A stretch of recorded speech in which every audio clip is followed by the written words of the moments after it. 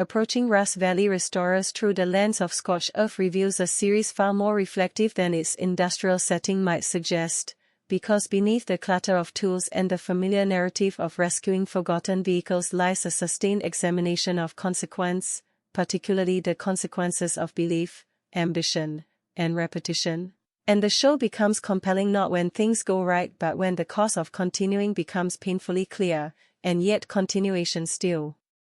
occurs. From early episodes onward, the camera establishes a visual language of accumulation, piles of cars, stacked parts, half-finished ideas frozen in metal form, and this accumulation functions as both promise and warning, because every potential project represents not just future value but future obligation, and this duality is at the heart of Scorched Earth. The understanding that creation and burden are inseparable, scene by scene, the show invites the viewer to watch decisions being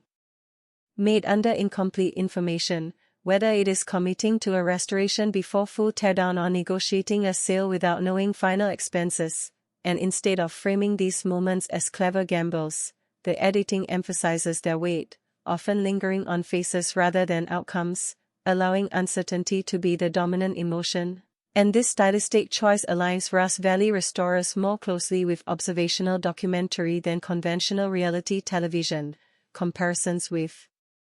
fictional narratives are inevitable, because the structure resembles a long-running character study more than a procedural format, and Mike Hall emerges less as a hero than as a case study in sustained risk tolerance, someone who repeatedly chooses to stand in the aftermath of previous losses and attempt order again. And this repetition is what gives Scorched its thematic power. The sense that rebooting is not driven by novelty but by refusal to surrender meaning. Certain scenes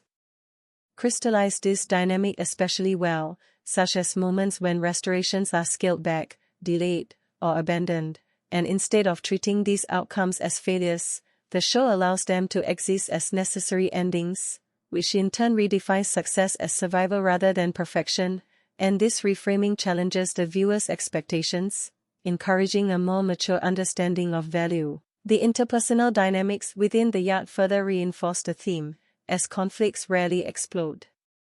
dramatically but instead simmer through glances, pauses, and restrained conversations, suggesting that endurance often depends on emotional regulation as much as technical skill. And watching these interactions over multiple seasons reveals a gradual shift toward caution, collaboration, and shared responsibility, a collective adaptation shaped by cumulative stress. Environmental elements play a symbolic role as well, because fire risk, weather damage, and isolation are not background details,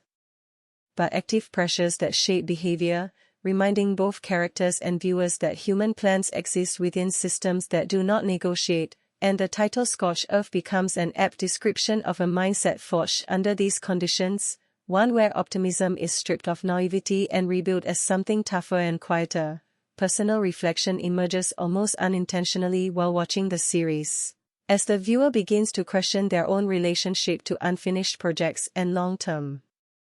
commitments, recognizing how easy it is to romanticize starting and how difficult it is to honor continuation. And Rust Valley Restorers excels precisely because it refuses to romanticize either, presenting persistence as a skill learned through discomfort rather than inspiration. By the time one considers the series as a whole, Scorched reads less like commentary on cars and more like an exploration of how people learn to function after repeated setbacks, how they calibrate hope to